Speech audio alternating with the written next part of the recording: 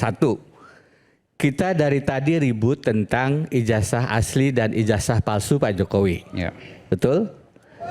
Pernahkah kita melihat ijazah aslinya sampai sekarang?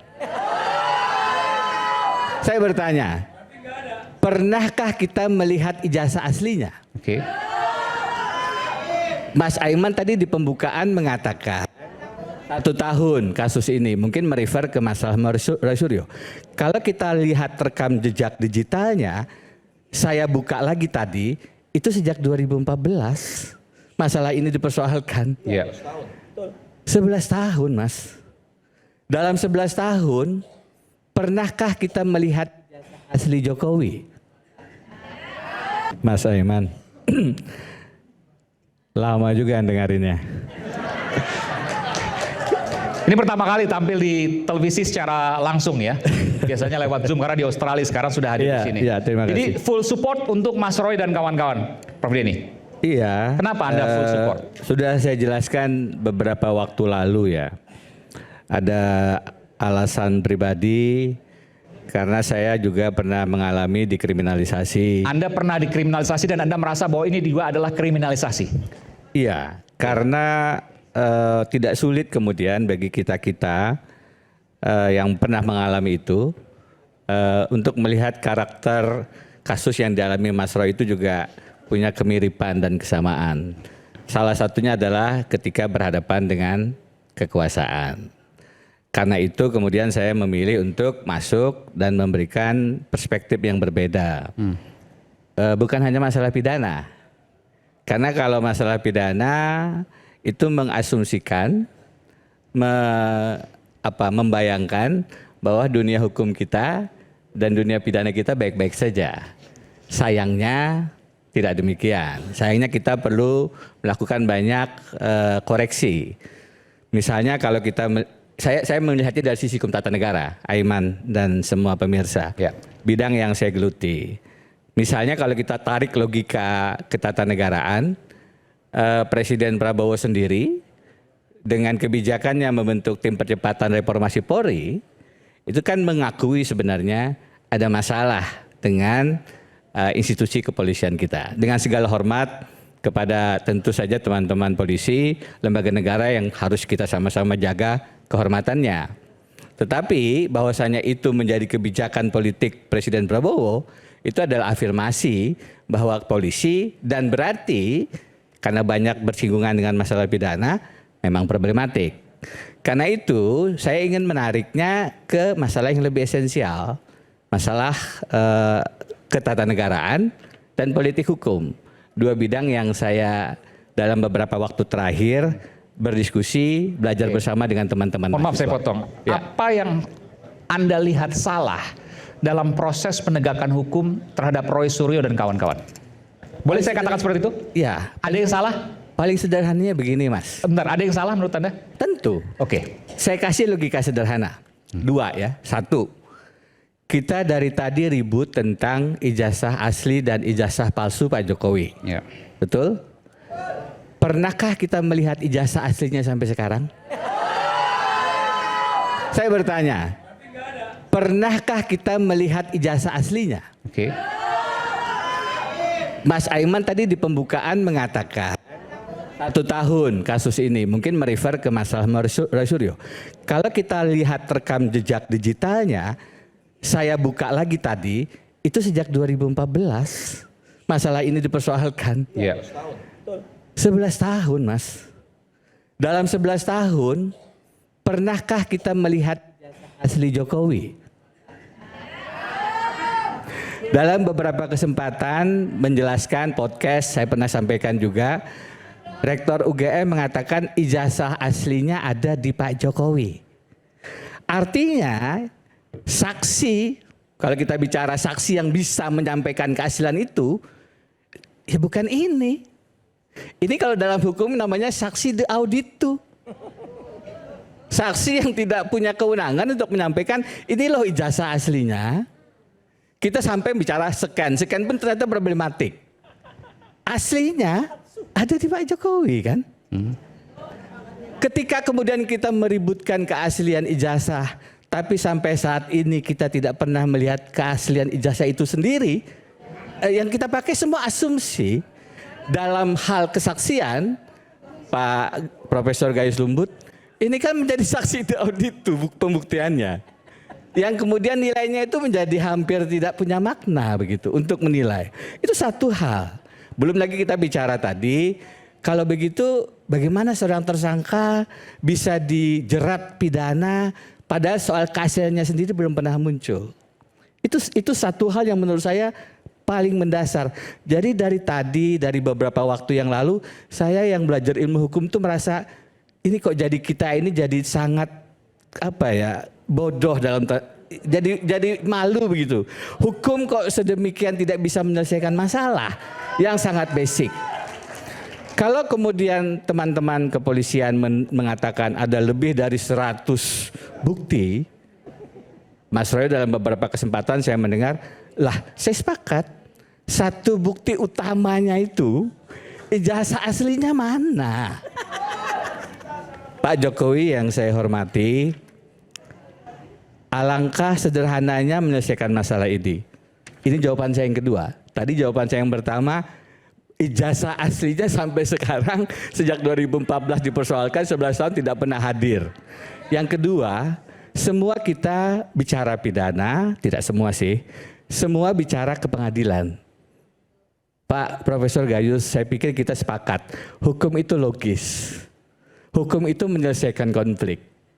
Hukum menyelesaikan konflik. Persis, hukum itu menjaga ketertiban. Tapi di sini hukum itu justru memunculkan konflik. Profesor, saya belajar buku judulnya Mengenal Ilmu Hukum. Basic banget. Profesor Sudikno Mertokusumo.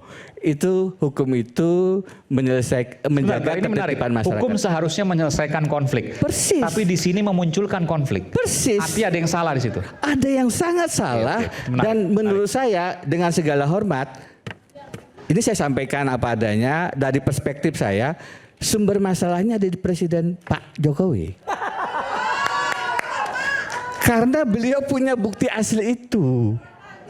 Dan bukti asli itu tidak ditunjukkan dan akhirnya sampai berlarut-larut memunculkan gugatan yang katanya 7 perdata, tata usaha negara, ada yang dipenjarakan 2 orang, Mas Bambang Tri sama Gus Nur, ada KIP, sedemikian banyak masalah hukum dan Pak Jokowi tetap pada pendirian nanti saya tunjukkan kapan.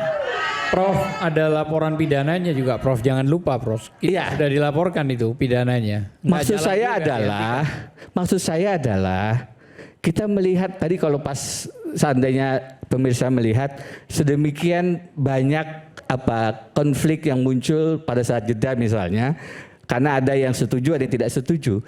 Pak Jokowi seandainya beliau tunjukkan saja tidak sampai 5 menit sebagaimana Pak Arsul Sani menunjukkan dan memilih tidak membawanya ke masalah pidana, masalah ini tidak sampai berlarut-larut semacam ini.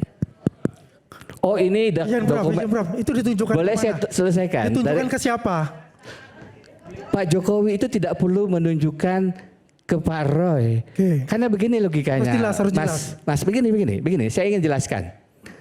Logika yang dibangun teman-teman mengatakan kalau ditunjukkan ke Pak Roy pun pasti dibantah. Anggaplah betul. Tetapi yang menjadi dasar logikanya keliru. Beliau tidak harus menunjukkan ke Pak Roy dan kawan-kawan. Tunjukkan kepada kami rakyat Indonesia. Lah benar, karena kami berhak untuk tahu pertanyaan bahwa ini asli atau tidak. Dari mana aturan itu? Kami berhak untuk tahu ijazah ini asli atau tidak. Dari mana aturan itu? Mas, sudah menjadi argumentasi umum, siapapun yang kemudian maju sebagai presiden, salah satu syaratnya dalam undang-undang dasar kita dan dalam undang-undang pemilihan presiden kita, dan syarat umur adalah pendidikan SMA. Betul. Artinya syarat itu adalah hal yang harus diketahui tidak hanya oleh KPU. Semua pihak yang terlibat, rakyat, perlu tahu syarat itu untuk mengkonfirmasi syarat itu. Oh ini S1 bukan SMA. Logikanya adalah terkait. Hukum itu tidak kemudian hanya bicara satu hal kemudian tidak berkait dengan hal yang lain, kan begitu. Jadi saya pada saat melihat masalah semacam ini rasanya ingin memberikan kuliah lagi pengantar ilmu hukum. Karena hal yang sangat basic begini sayangnya Pak Jokowi biarkan. Padahal kita kenal Pak Jokowi itu orang yang katanya tidak mau berbelit-belit. Ingin bisnis itu tidak kemudian banyak masalah. Kalau ada yang mudah kenapa dipersulit? Kenapa dalam 11 tahun rumus itu tidak diterapkan dalam ijazah beliau sendiri? Kenapa beliau lebih memilih untuk masuk ke wilayah hukum pidana, memenjarakan orang dan berlindung di balik hal-hal yang sebenarnya dengan mudah dibantah. Misalnya ijazah. Apa sih yang pribadi dari data ijazah tadi? Apa sih? Nama. Coba, apa yang pribadi dari ijazah itu? Universitas Gajah Madanya, fakultas kehutanannya, namanya, tahun lulusnya. Apanya yang pribadi dari ijazah itu? Sehingga kemudian ini adalah data pribadi yang tidak bisa ditunjukkan. Apanya yang pribadi? Kita semua tahu. Sehingga kenapa hal yang demikian menjadi sangat sulit untuk ditunjukkan. Kalau saya dengan segala hormat ingin mengatakan ini mencoba berlindung di balik hukum. Hukum dijadikan instrumen karena kan kasus ini tidak bisa hanya dilihat sebagai pidana biasa. Oke. Hukum dijadikan sebagai tameng, Anda lihat tuh. Hukum dijadikan sebagai alat, sebagai instrumen, tameng untuk berlindung dari satu masalah yang sebenarnya simpel. Kalau kemudian dikatakan, maaf Mas Aiman, tadi saya diam saja dan mendengarkan. Kira-kira saya mungkin butuh waktu untuk menjelaskan ini supaya. Silakan. Kalau kemudian dikatakan harus ke pengadilan, siapa bilang? Itu pendekatan yang menurut saya terlalu mekanis, tidak humanis. Hukum itu ini bisa selesai tanpa proses pengadilan kok. Jadi saya membantah argumentasi yang muncul selama ini harus lewat pengadilan. Pak Jokowi 11 tahun yang lalu 2014 pada saat dipersoalkan pada saat itu bisa mengatakan, Anda ingin tahu ijazah saya? Ini loh ijazah saya. Tidak perlu ke pengadilan. Oh hasil atau tidak? Tidak, silakan hadir siapa yang memverifikasi. Tidak perlu sampai pengadilan. Kenapa semuanya kemudian didekati secara mekanis harus lewat pengadilan? Bagi saya ini catatan ini boleh kemudian diteruskan sama teman-teman yang lain. Dengan segala hormat, saya mencatat memang Pak Jokowi dalam hal-hal semacam ini konsisten untuk bicara sesuatu yang tidak negarawan. Begini loh, kalau kita lihat, ini pernyataan yang bold ya, pernyataan yang bold dari saya. Tapi bagi saya ini adalah dua contoh saja. Pertama, kalau beliau betul-betul negarawan, beliau tidak membiarkan kasus simpel ini berlarut-larut 11 tahun. Beliau sudah melihat bagaimana keterbelahan Pak Gayus tadi saking inginnya ini berhenti, Presiden harus turun tangan. Bagi saya ini terlalu sederhana untuk menarik Pak Prabowo. Meskipun saya punya pemahaman kenapa beliau sampai ke tahap itu. Tapi kan tidak perlu sampai Presiden mengurus ijazah asli Pak Jokowi atau tidak. Kalau beliau sendiri bisa menunjukkan ketidaknegarawanannya adalah membiarkan kita larut terbelah semacam ini. Tapi itu tidak aneh. Kenapa? Dengan segala hormat ke teman-teman pendukung Pak Jokowi, dalam sejarah Republik baru sekali ini ada presiden punya relawan pada saat jadi capres, pada saat presiden, dan setelah menjadi presiden. Kenapa? Loh, relawan itu adanya pada saat capres, Mas. Pada saat ada kompetisi, Mas. Disitulah ada seorang relawan. Begitu dia menjadi presiden, dia presiden seluruh rakyat Indonesia. Setelah selesai? Jangankan setelah selesai, pada saat menjadi presiden beliau punya relawan. Setelah selesai, beliau masih punya relawan. Negarawan adalah orang, ini argumentasi saya yang ketiga. Negarawan adalah orang yang meletakkan negara di atas kepentingan keluarga dan pribadinya. Dalam kasus ijazah palsu, itu adalah kepentingan pribadi Pak Jokowi di atas negara. Negara terseret 11 tahun hanya menyoal masalah ijazah beliau. Dalam hal, saya orang yang belajar hukum tata negara, Mas Aiman. Saya menulis surat ke Mahkamah Konstitusi waktu itu dari Melbourne, menyoal Pak Anwar Usman bisa menyidang kasus yang terkait dengan Gibran. Saya tulis Pak Gayus, 3-4 bulan sebelum kasus itu diputus menjadi putusan 90. Saya bilang, ini ada potensi benturan kepentingan. Pak Anwar Usman mestinya mundur. Pada saat diperiksa MK Profesor Jimli bilang, ini 3 bulan yang lalu ada surat dari Prof. Denny, kenapa tidak diproses? Padahal seharusnya diproses dong supaya tidak menjadi masalah skandal. Apa yang terjadi? Kenapa saya menarik ini? Dalam hal putusan 90, Pak Jokowi kembali konsisten tidak menjadi negarawan. Karena beliau kemudian meletakkan nasib bangsa ini dalam bayangan saya, ini skandal yang menyakitkan bagi orang yang belajar hukum tata negara. Karena persoalan etika konstitusionalitas.